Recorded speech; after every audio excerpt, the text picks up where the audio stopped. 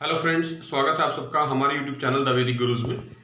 आज वैदिक गुरुज कक्षा 10वीं हिंदी मीडियम बच्चों के लिए चैप्टर 15 प्रायिकता, जिसको प्रोबेबिलिटी भी कहते हैं, प्रश्नावली 15.1 के 18 से लेकर 21 तक के सवाल आपको समझाने जा रहे हैं। आपने इन सभी क्वेश्चंस को ध्यान से समझना है और सभी कॉन्सेप्ट्स को अच्छी प्रकार से अपने दिमाग में बिठाना है।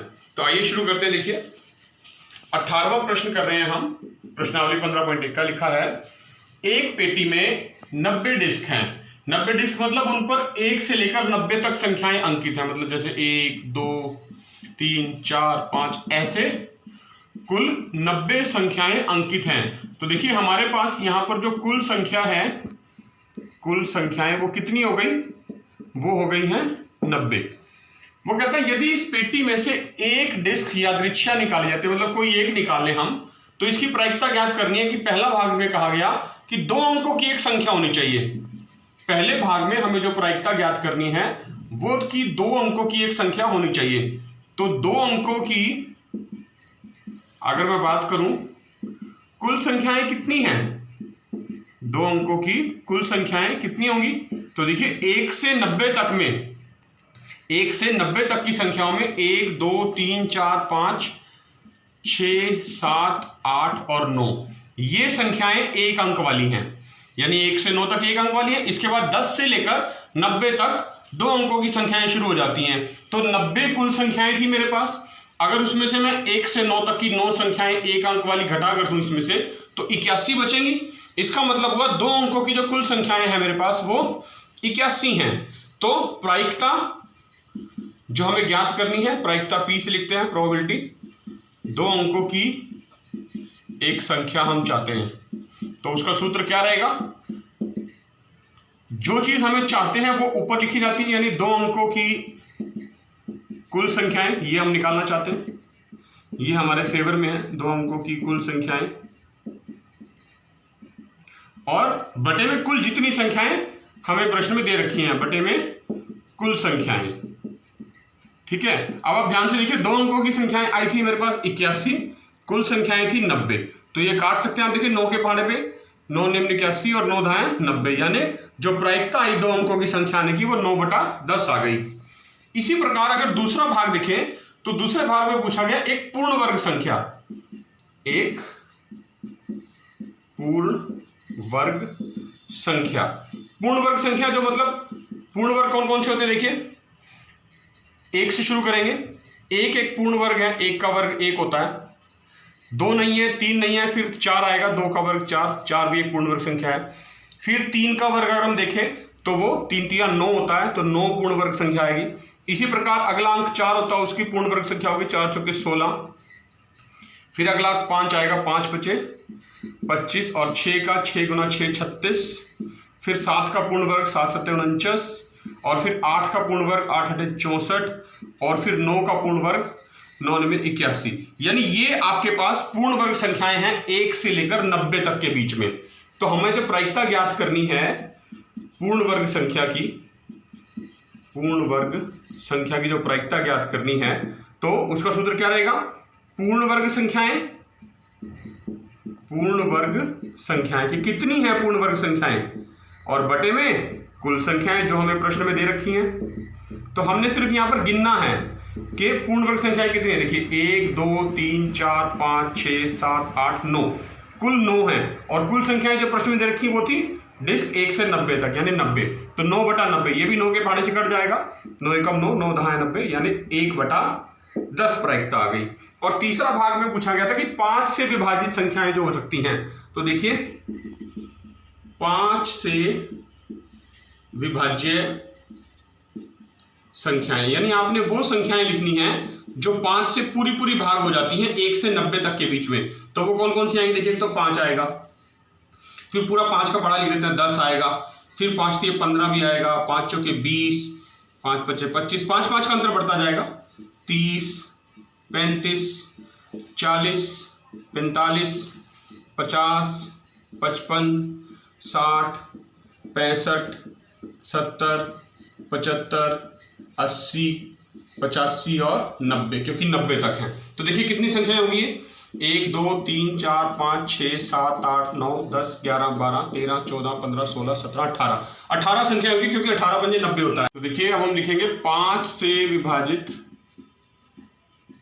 से विभाजित होने वाली कुल संख्याएं। 5 से विभाजित होने वाली कुल संख्याएं कितनी आई हमारे पास? 1 से 90 तक में 18 पंजे 90, 18 संख्याएं आई थी। तो जो प्रायिकता है 5 से विभाज्य संख्या आने की, डिस्क के ऊपर लिखा आने की, 5 से विभाज्य संख्या लिखा आने की प्रायिकता, वो क्या होगी? 5 से विभाजित कुल संख्याएं, 5 से विभाजित संख्याएं बटे कुल संख्याएं कितनी हैं हमारे पास, जो हमें प्रश्न में दे रखी हैं। तो हमने देखिए 5 से विभाजित संख्याएं 18 लिखी हैं, कुल संख्याएं थी 90, तो 18 बटे 90 प्रायिकता आएगी, और ये भी कट जाएगा। देखिए 9 दूनी 18, 9 के पहाड़े पे 9 दाएं 90 और 2 एकम 2, 2 पंजे 10, यानी प्रायिकता आ गई 1/5। देखिए 19वां प्रश्न कर रहे हैं, प्रश्नावली 15.1 का। लिखा है एक बच्चे के पास ऐसा पासा है, पासा मतलब वो जो गिट्टी होती है, लूडो सांपड़ी खेलते हैं जिससे आप, उसके फलकों पर निम्नलिखित अक्षर अंकित हैं। नंबर नहीं लिखे हुए, ए लिखा हुआ है, बी लिखा हुआ है, सी डी ई, और एक किसी फलक पे ए लिखा, मतलब जो उसकी 6 साइड हैं उन पे ये 5 इंग्लिश के अक्षर लिखे हुए हैं। इस पासे को एक बार फेंका जाता है, हमने एक बार फेंकना है, और प्रायिकता ज्ञात करनी है कि पहली बारी में ए प्राप्त हो और दूसरा भाग है इसका, उसमें हमें डी प्राप्त हो। तो देखिए पहला भाग कर रहे हैं, पहले फलकों की कुल संख्या कितने हैं?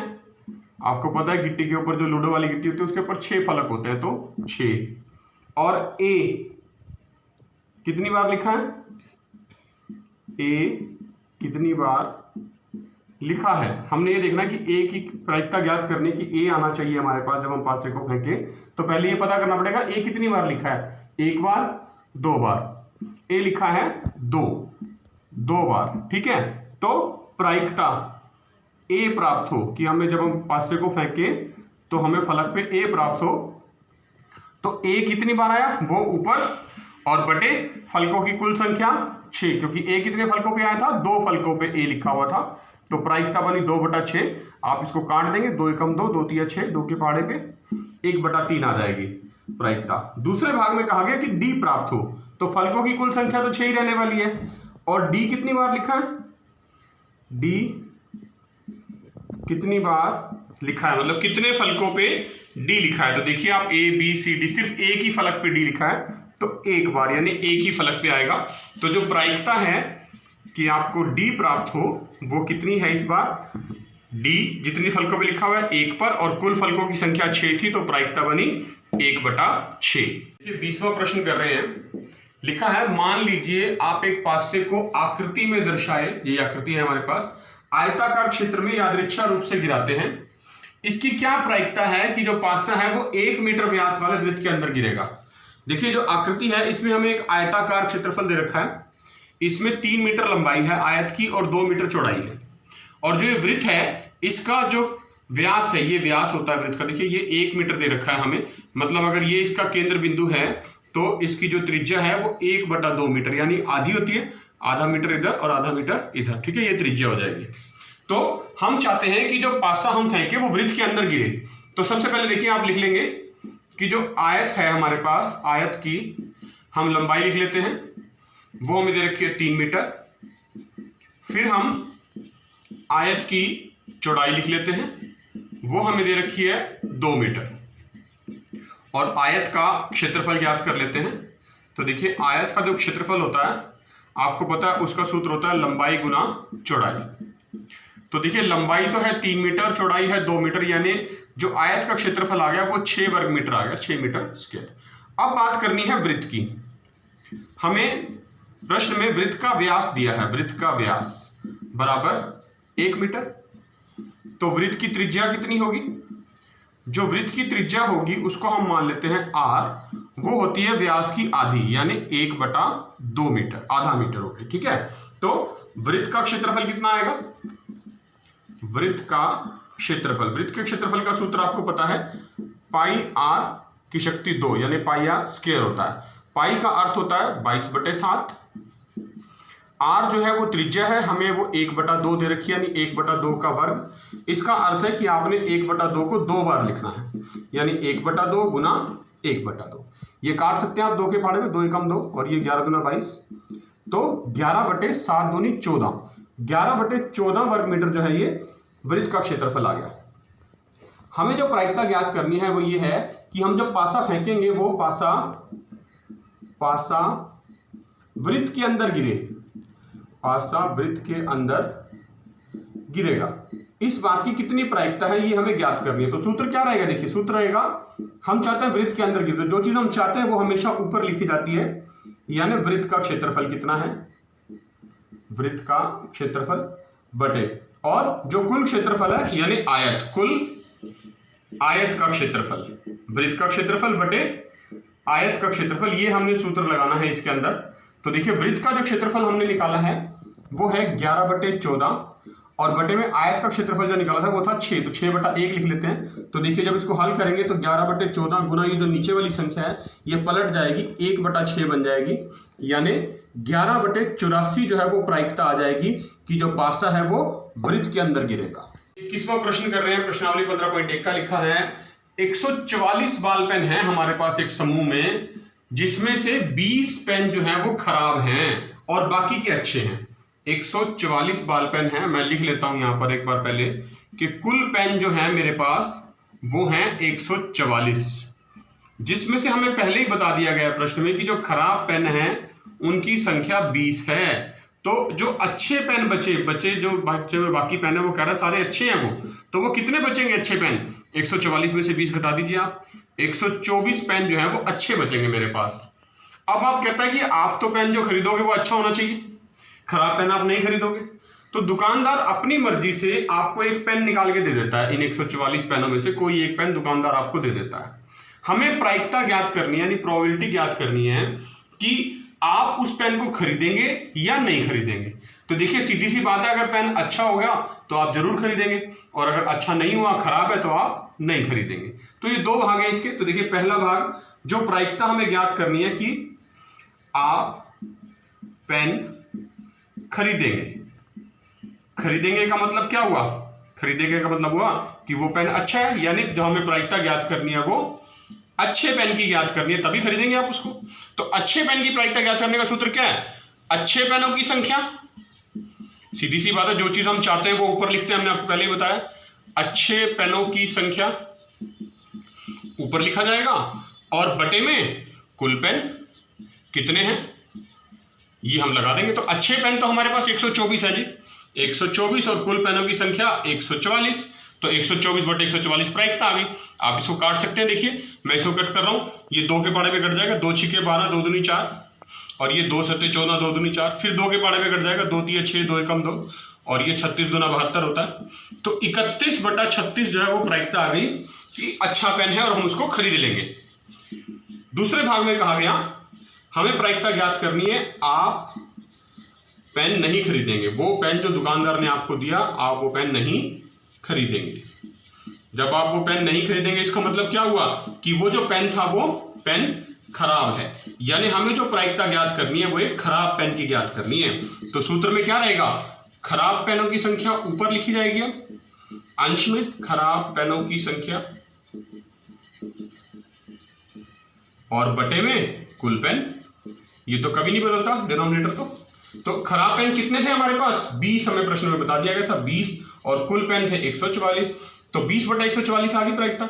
इसको आप काट सकते हो 2 के पहाड़े में, देखिए 2 एकम 2, 0 की 0, 2 दाएं 20 होता है क्योंकि, और ये 2 सत्ते 14, 2 दूनी 4, फिर से 2 पंजे 10 और 36 दूना 72, यानी जो हम पेन नहीं खरीदेंगे उस बात की प्रायिकता आ गई 5/36। तो देखा बच्चों आपने, ये थे चैप्टर 15 प्रायिकता के प्रोबेबिलिटी के 18 से लेकर 21 तक प्रश्न, जिनमें हमने आपको दैनिक जीवन में विभिन्न परिस्थितियों में किसी भी चीज की प्रायिकता किस प्रकार ज्ञात करते हैं ये समझाया है। आपने सभी प्रश्नों को ध्यान से समझना है और इनकी प्रैक्टिस करनी है। इस वीडियो को लाइक जरूर करें और कक्षा 10वीं के जितने भी बच्चे हैं उन सबके साथ शेयर करना ना भूलें। वैदिक गुरुज के वीडियोस आपको समय पर मिलते रहें, इसके लिए आप अभी हमारा चैनल द वैदिक गुरुज यूट्यूब से सब्सक्राइब करना ना भूलें और बेल आइकन बटन जरूर दबाएं। वैदिक गुरुज आपसे एक ही रिक्वेस्ट कर रहे हैं, आप अपने घर में रहें, सेफ रहें, सुरक्षित रहें और खूब मन लगा के पढ़िए। जुड़े रहिए वैदिक गुरुज के साथ। बहुत जल्द फिर मिलेंगे, तब तक के लिए थैंक यू।